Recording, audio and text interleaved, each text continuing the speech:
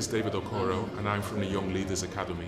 Today is an opportunity for our young people to find out more about what Ethiopia is doing in terms of Black history and trying to establish a centre of excellence for Black history on the continent and also in Europe. So we're here to take part in the launch today and also to give our young people an opportunity to find out more about their history and about Ethiopia. It's fantastic, and it's really good that Ethiopia has taken the lead in terms of bringing all of our history together, but also giving the rest of the continent an opportunity to get access to their history as well. Hi, my name is Leonard Phillip and I am a trustee of the Westside Young Leaders Academy. I'm also a student of history at the University of Chichester studying the history of Africa and the African diaspora. It is an absolute honor and pleasure to be on Ethiopian soil today to see the launching of this phenomenal idea for us to tell our story, for us to tell our own history in our language. I am grateful to the Ethiopian ambassador and the country of Ethiopia, the only African country never to be colonized, to lead on this phenomenal piece of work, and I am honored to be part of it. Today is a huge day in history, and my name is Antonio and I'm here today with Westside Young Leaders Academy, and I'm here to represent myself. We have the Global Black History Heritage Education Centre, and today is the launch in London, and I'm so excited to be here. And I want to big up Sagai because he's been helping me to come over to Ethiopia and go for the big launch on the 8th of December.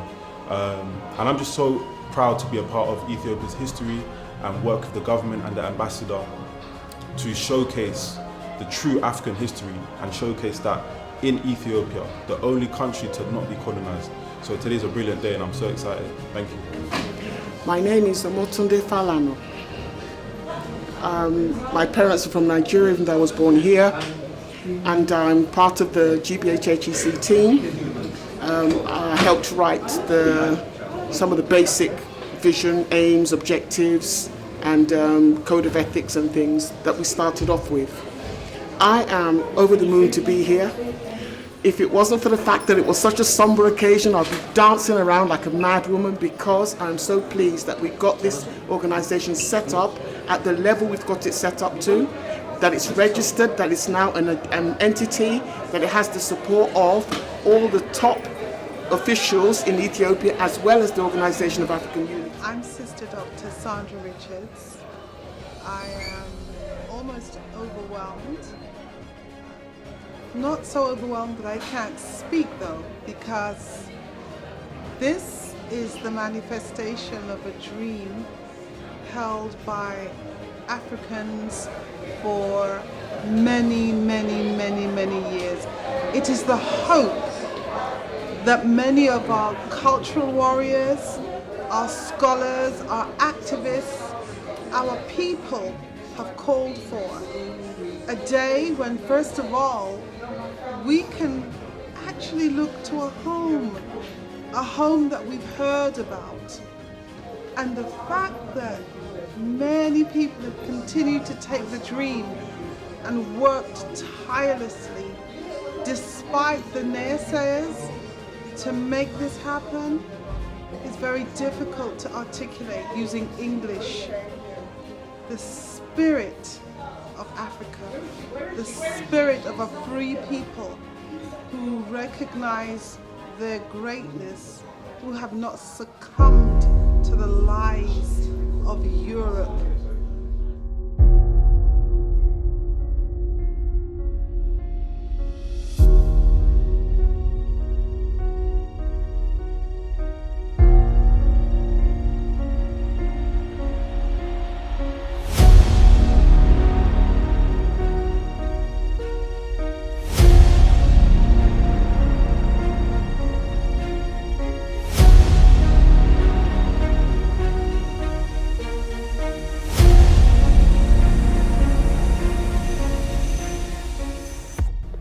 It's my profound honor and privilege to stand before all of you today to celebrate a momentous occasion to mark the official registration and recognition of the Black History, Heritage, Cultural and Education Center in Ethiopia, which we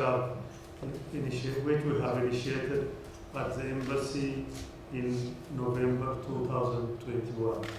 Ladies and gentlemen, this is a moment of immense significance, not only for Ethiopia, but for the entire African continent and the global Black community.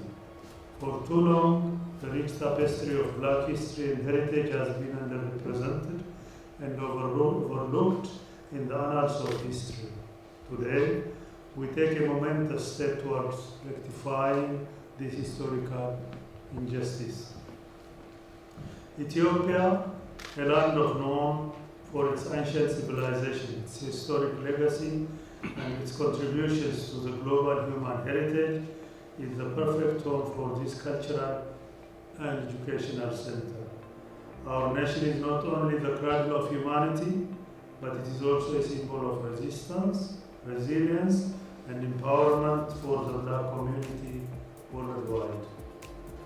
The Black History, Heritage, Cultural and Education Center will be a testament to our commitment to preserving and promoting the diverse history and heritage of Black people, not just in Ethiopia, but across the African diaspora.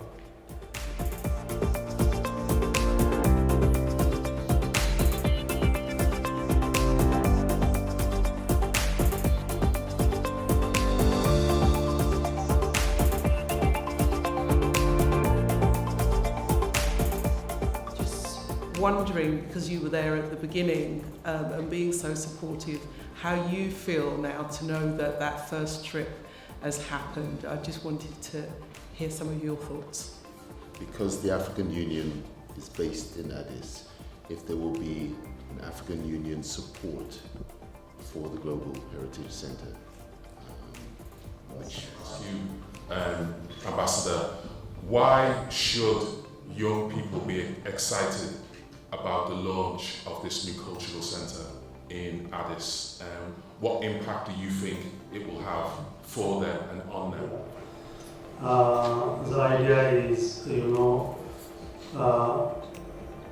was a time where we focused on decolonization Africa and the rest of the world. We have established the Organization of African Unity, they transformed it into African Union. Now we have Agenda 2063, where Africa will be the center of the next global growth and development. So for this, it's not only people in Africa, but throughout the world, especially Black people, should know and should be aware of this and should be part of this, so that we will start a new renaissance for Black people. And for young people, it's like a bridge. We are building a bridge from the past to the future. So we will build this bridge and let the young people pass over it and take over. That's why we say the young people that are here today should be aware of the history. We have a proud history. All continents, almost all continents have developed on the resources of Africa. You have to know that we are rich and blessed with resources, with human power, natural resources, but what we don't have is a system that could translate this into wealth. So now we are educated here. You know the psychology of the North, you know the culture and history of the North, language of the North. How can you translate your knowledge and spirit, young spirit, to transform the South? So I believe you are ready, and you will be ready to take this responsibility, and we have a lot of trust and confidence on the young people. Today technology, the digital technology connects us, and it's bringing the world closer together, and the world is a small village today. So people in all corners of the world would see Africa rising now. It is a time of Africa and the black people. So we need to take over the responsibility as leaders, as consultants, and as transformers, as engineers, as educators, to transform Africa. That it is possible. It's possible. We know that it is possible. Now in Africa and in other southern countries, countries are waking up to take their place in the world globally. We have taught our children, and our children should know this, be aware of this, and take the front seat, not the back seat. They should be the drivers, the pilots, the influencers, the transformers. That's why this institution is important. Thank you.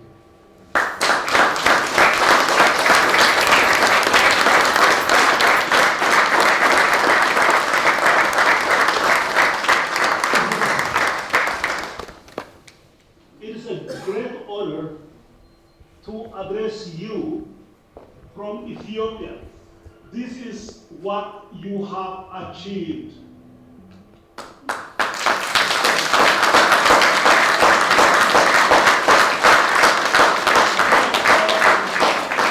You know me very well. We, the Global Black History and Heritage Center, worked very closely on a regular basis with clearly articulated vision over the last 3 years through the close guidance, wisdom, support, generosity of the Ethiopian ambassador to the United Kingdom and to the Republic of Ireland, His Excellency Mr. Teferi Mendes. I want to thank him on your behalf. By the way, not only the support that he has given over the last 3 years, just in London, opening his office, his everything, his embassy, his everything that was in his disposal. Honestly, we wouldn't have had our organization registered as a foreign organization that serves the entire continent of African countries, the entire countries of the Caribbean, and which will serve the entire global Black community. Thank you.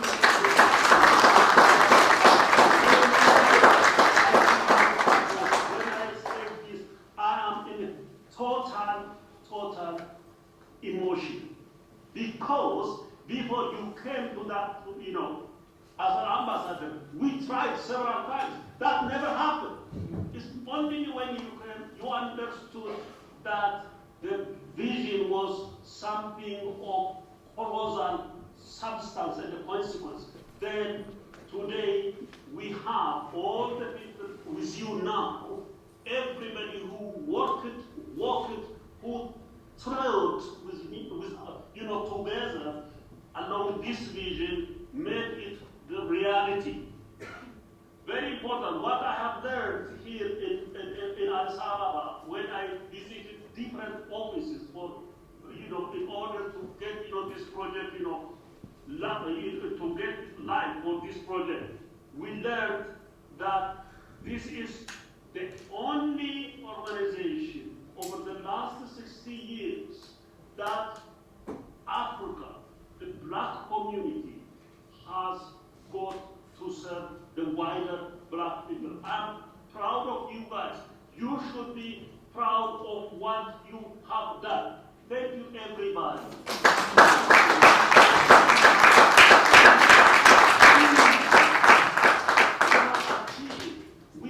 I want this to be a legacy so that the Black race as a whole, all over the world, will get back the majesty and the grandeur that we once had, that was taken from us.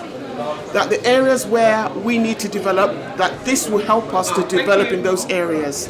That we as Black people understand our true history, not the history that the white man wrote, not the history about Christopher Columbus, but the true history of the Black man. what we have contributed to the world as a whole, in writing, in engineering, in metallurgy, in science, in medicine, in art, in culture. We have contributed, and because of our existence as a black race, the world is the way it is today. There is almost nothing I can think of that is now being paraded as technology and development in Europe that was not stolen or exploited from the black race. So I want the youngsters to understand this and to maintain the standard that we had that made them take us away to use our skills for themselves. The glory of our places where we lived and our cities that they destroyed, that we built in a way that they cannot now replicate to this day. They don't know how to build a pyramid to this day, but we, black people, built it. There's still so much that we did then that they're still catching up with now in Europe and don't understand how we did it. I want the young people to understand that is the caliber of people that we are, and to get back to that place where we will hold our own on the global stage, not just as slaves or colonized people or conquered people, but as people who are initiators, innovators, pioneers, beginners of everything and in every area of life. That's what I want to see the Global History and Education Heritage Center do for our young people, so that we've left a legacy that they can get back to where they belong. That's my dream, that's my passion, that's what I want to see. The spirit of Africa, the spirit of a free people who recognize their greatness, who have not succumbed to the lies of Europe, and have really risen as warriors, as resilient ones, to ensure that a day called today has happened. I give thanks. I give thanks to our ancestors. I give thanks to those who continue to work over the years in various sectors. And I give thanks for the children who will inherit this legacy that we betroth to them. This journey is not ours alone. This is the journey of ancestors, and our hope is the children. And we are confident in the children. Africa rises, Africa awakes, and Africans are going to go home, because we should never have left. So this is the sun rising over Ethiopia. This is from the aeroplane, and this is why I always request a seat next to the window. Okay. All right. On your left, we're looking at Larabella, and on the right is Entoto Park. Yeah.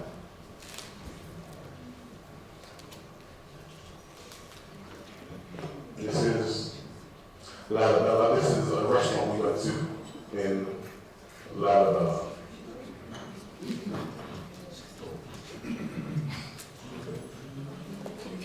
And the coffee, see? Thank you, Michelle. I didn't even notice that. Yes, the coffee. Beautiful. What you're looking at now, on our right, this is a 900-year-old Bible. And this picture here is original Christian art. Okay?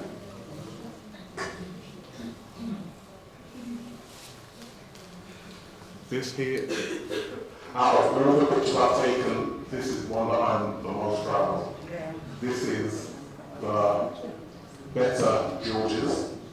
It's a 900-year-old church carved out of the solid earth. Absolutely amazing. When I was there, I must admit, I did start to cry. It's absolutely wonderful. This is a crown worn by King Menelik during the Battle of Adwa. See?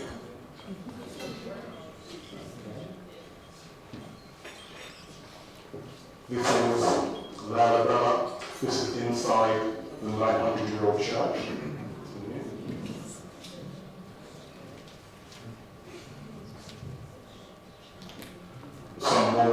original Christian art working recomposing. And these are worshippers allowed to enter the church.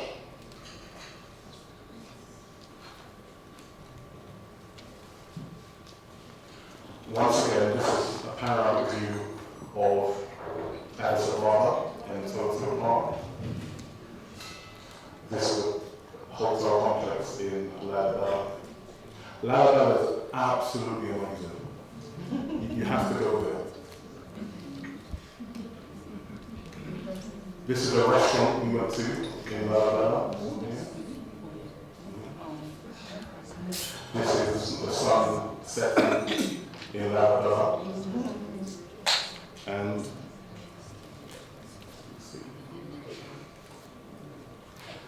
this picture here is of the oldest